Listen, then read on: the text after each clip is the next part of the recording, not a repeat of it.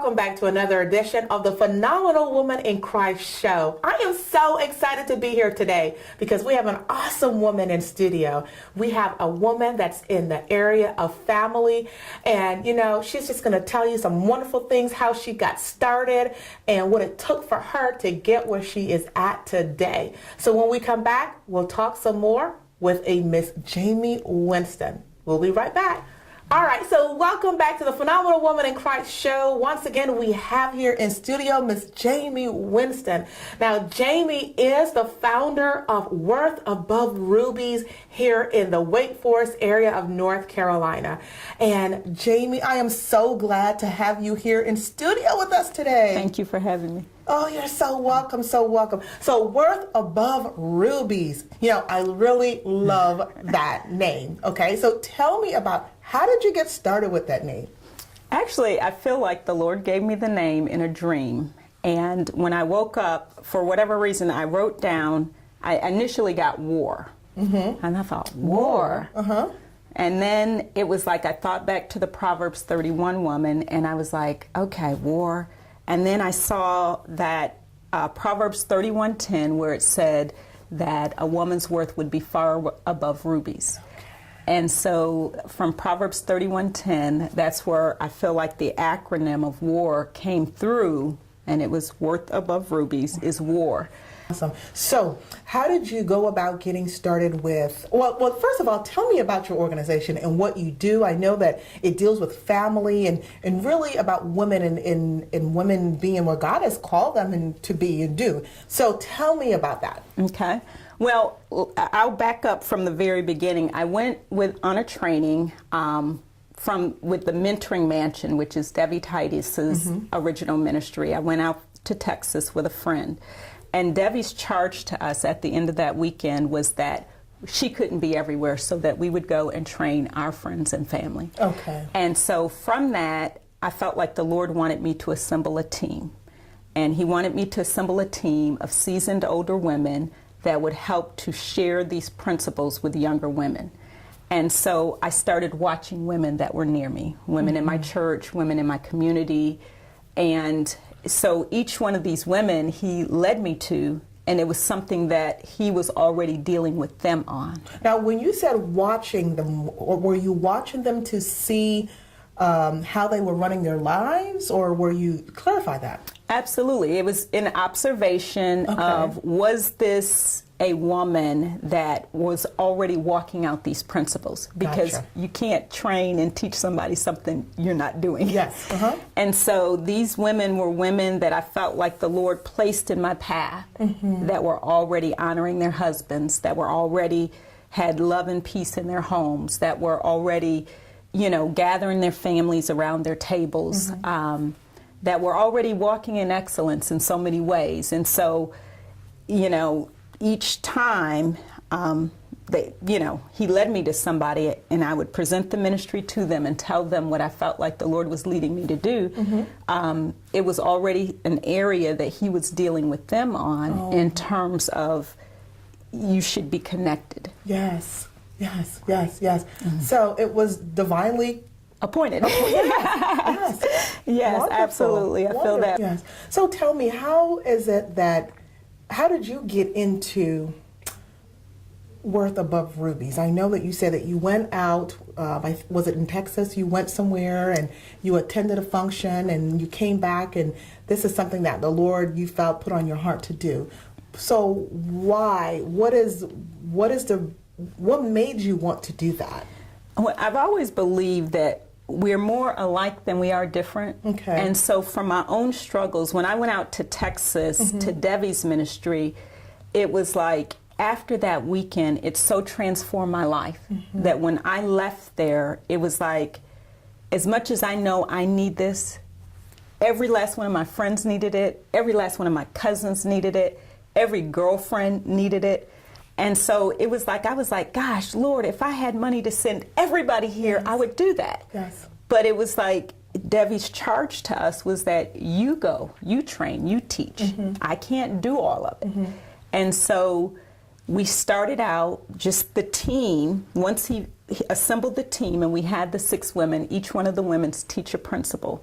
And once we did that, then we started, setting up classes and so on and so forth. But it basically came out of my own struggle and my own desire. Okay. When I started WAR, I worked full time, and I needed really a lot of help balancing family life. And it wasn't so much that I was doing everything wrong, but I also knew I needed help. And most of my adult life, I've lived away from my mom.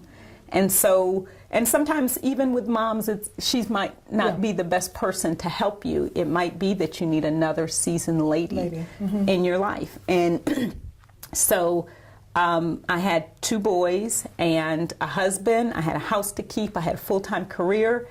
And yet there was just this big gap. And so when I went to the Mentoring Mansion, it sort of gave me everything I needed. It gave me the God said. So what exactly did you learn there?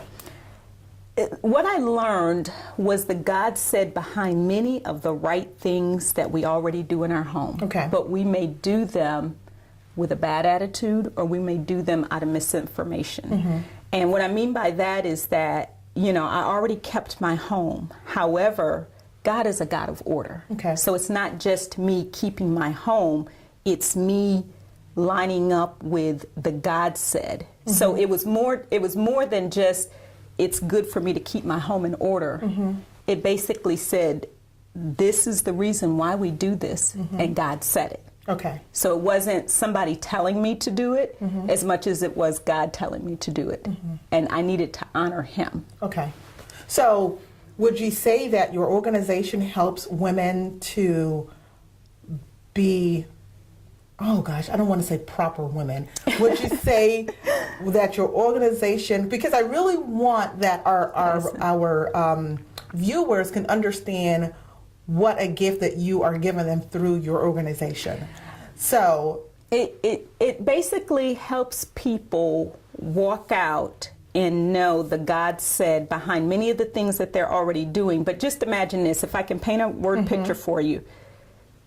The Titus II principle, older seasoned women training and helping younger women, whether it be with their husbands, whether it be with their homes, their children, their careers.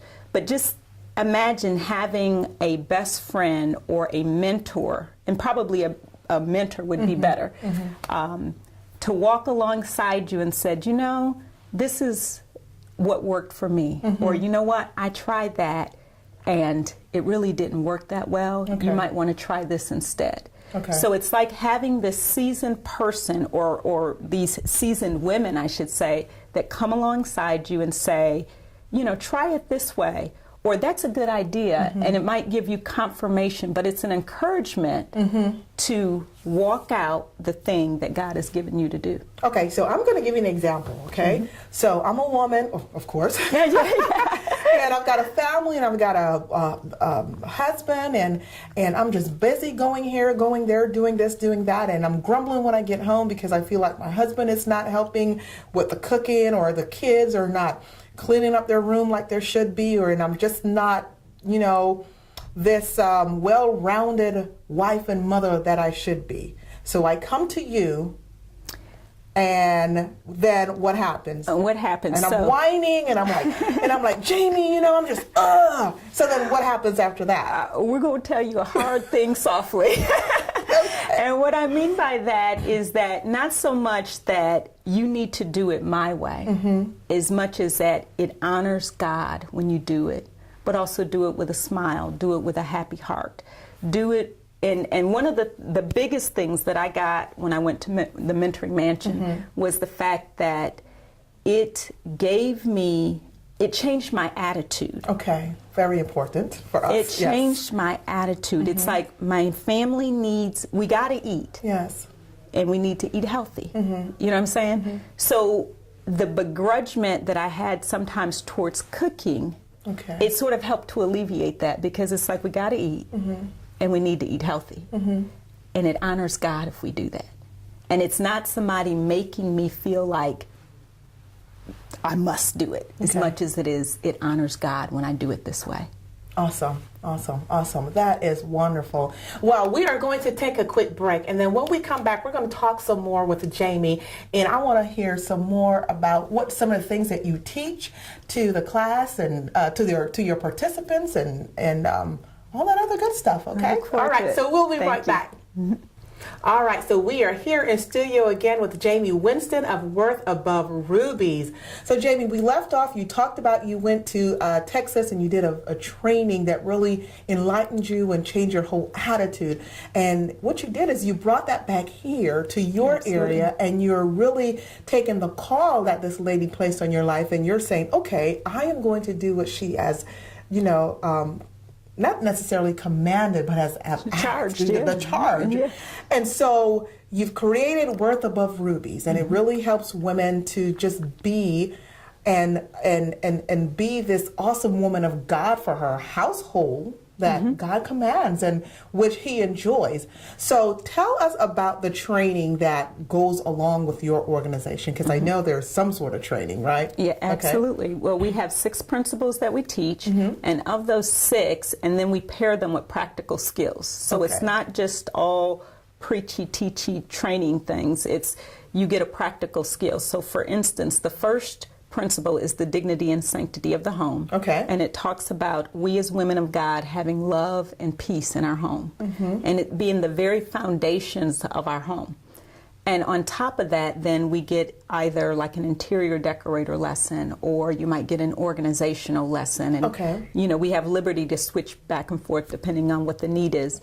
And so that sort of gives you this principle that God is a God of order, and yet our homes, and Scripture even talks about, in the Proverbs 31 about, not so much in Proverbs 31, but Scripture talks about the rooms being filled with rare and beautiful treasures. Okay. So it's okay for our homes to be pretty. Oh, definitely. And our homes to be in order, but the principle or the spiritual element behind it is the fact that God is a God of order, and that our homes should be in order.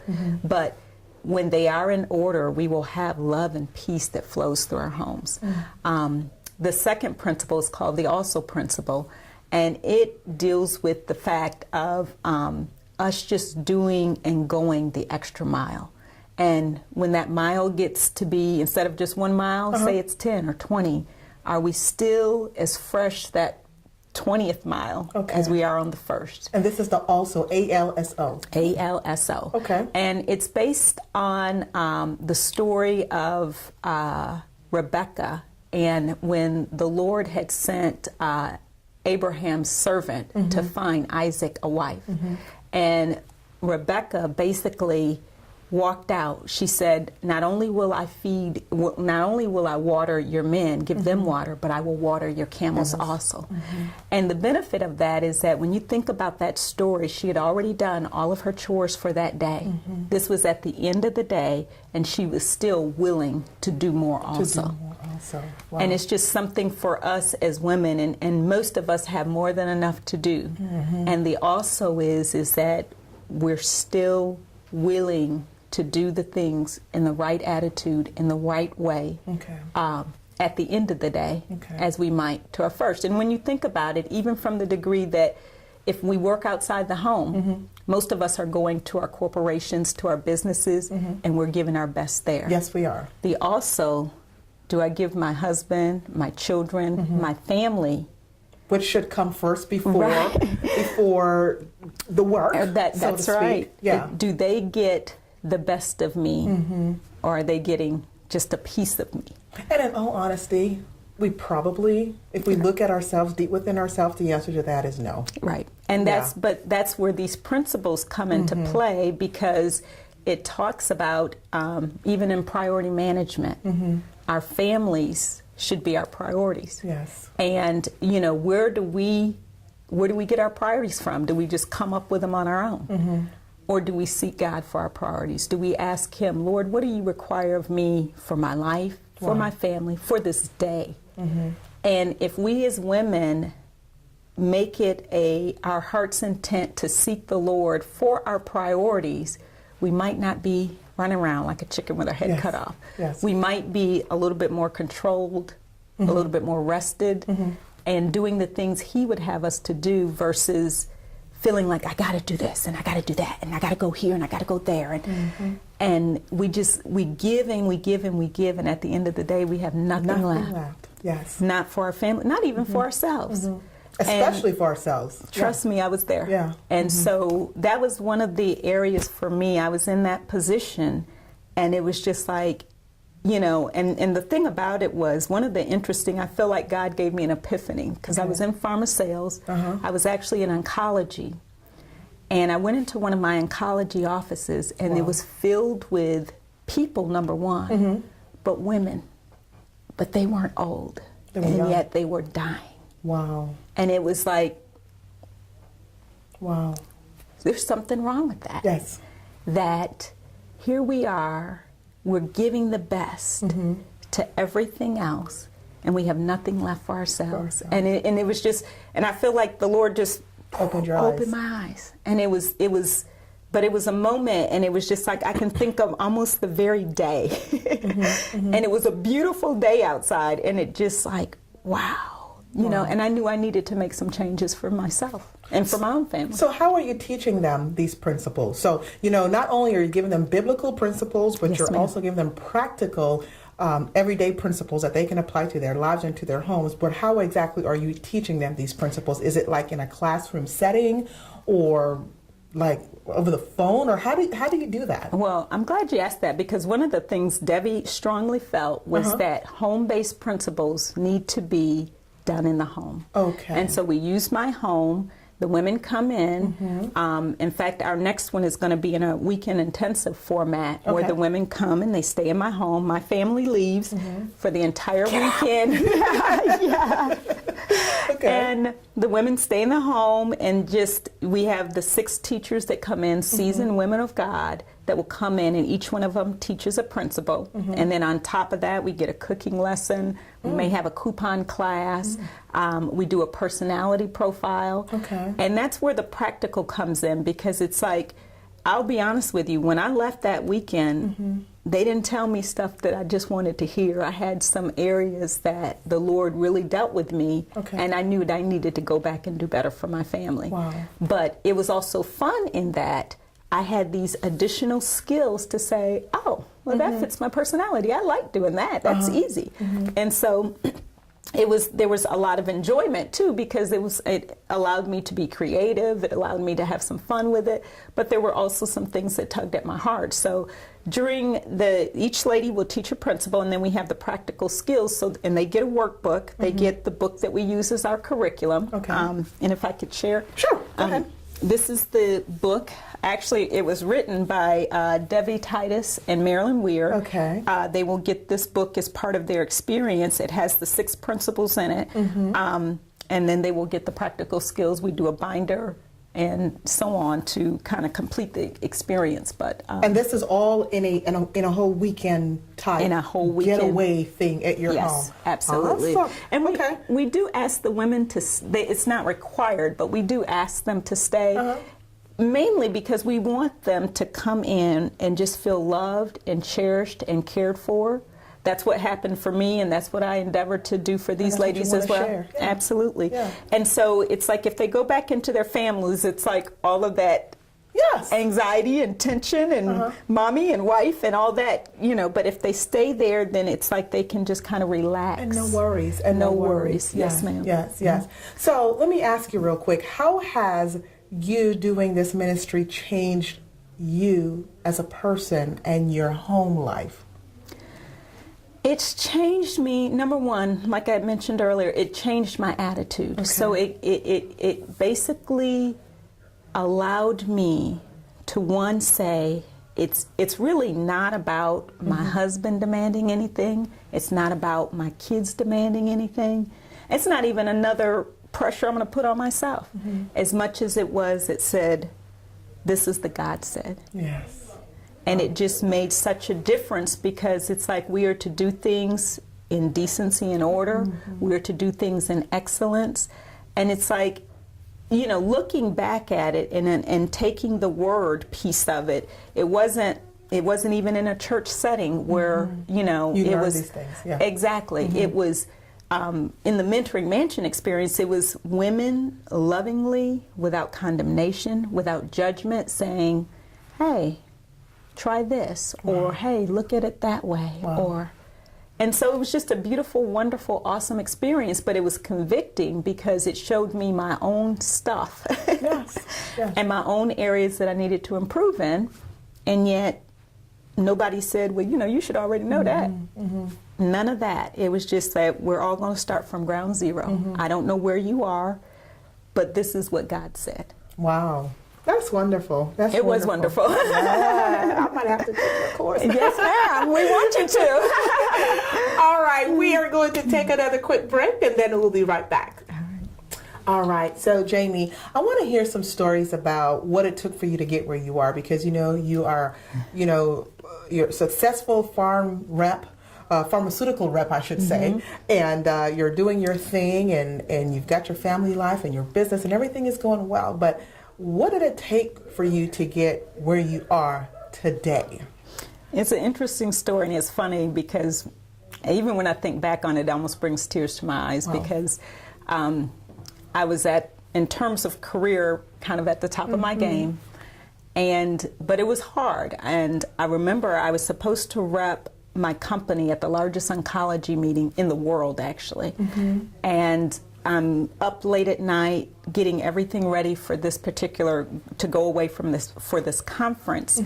And my oldest son at the time was graduating from first grade. Oh. And I was going to miss his graduation to be away at this meeting. And it just did something to me. And he had made the AB honor roll, and we were so proud of him. And it was like I wasn't going to be there for it. And so it made me think back to the things that I've said that are most important to me. Where do I place them? And here, my family, who most of us would say, hey, my family's number one, or behind God, you know. But they weren't there. Wow. And, I was like, he's never going to graduate first grade again. No, he's not. And so I had to make a decision. And I told my husband about it, and he said, Jamie, well, maybe it's time that you resign. Wow. And I thought, can I? Wow. No, that was God working on him there. Yes, it was. Wow. And partly because we built the home that we live in now. We built it with two incomes in mind. And it forced me and him to put our trust in God like we never had before. To reevaluate. Yes, what's important. Absolutely. But not only that, it was, we all say, yeah, we trust God. Do we really have to trust Him? Yes. And when we really have to trust Him, it's like when we don't know that how ends are going to meet any other way than Him meeting them for us. And one of the things that happened, and I can honestly tell you, in that probably 2.5-year period from the time I resigned to the time that we started war, it's like we lacked not one good thing. It was like the Lord met every need and then some. Wow. And it's like we've never looked back. Wow. And I remember distinctly God, and this is one of the things that I would love to share with women. It wasn't about me putting my trust in my husband so much as it was about me putting my trust in God. And I got a great husband. He's a great man. But it was like an opportunity for me to trust God. Yes.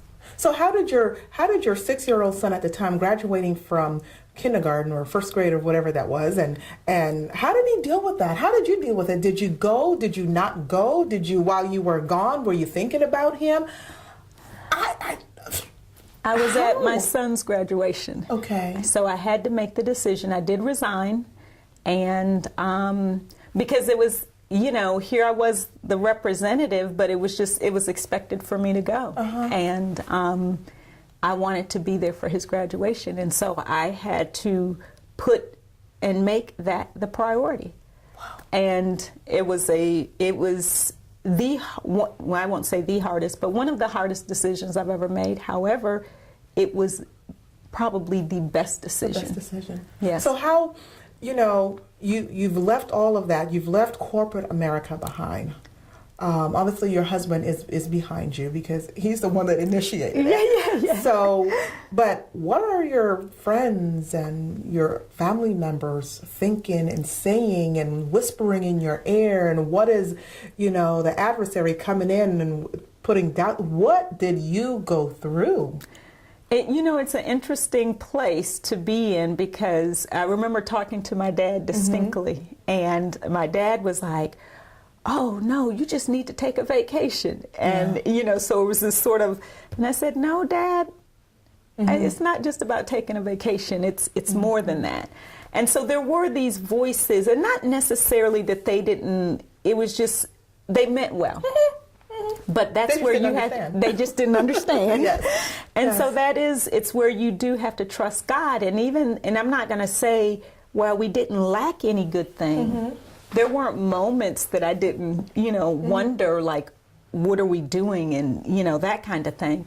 But it's like I reminded God of his word to me. Yes. And I reminded him, you said this to me. And it's like, it was as if he just said, you're right. And he opened up the gates, and we have not looked back since. Okay. So where do you see Worth Above Rubies going?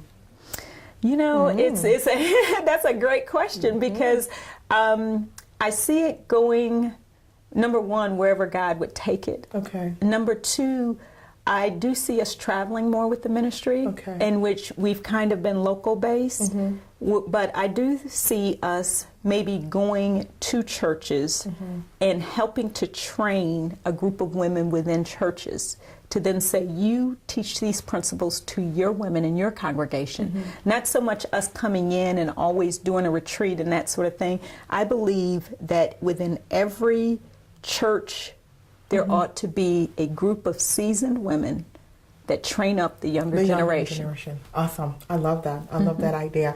What I would love to do before we end this show is I would love if you can take some time and speak some words of encouragement to our viewers, those women that feel like God is calling them to work within their family, to be more God-like in their life. And I want you to also tell them about your organization, how they can get in contact with you, and once again, the book that you share. If you can tell them some more about that. Okay. All right.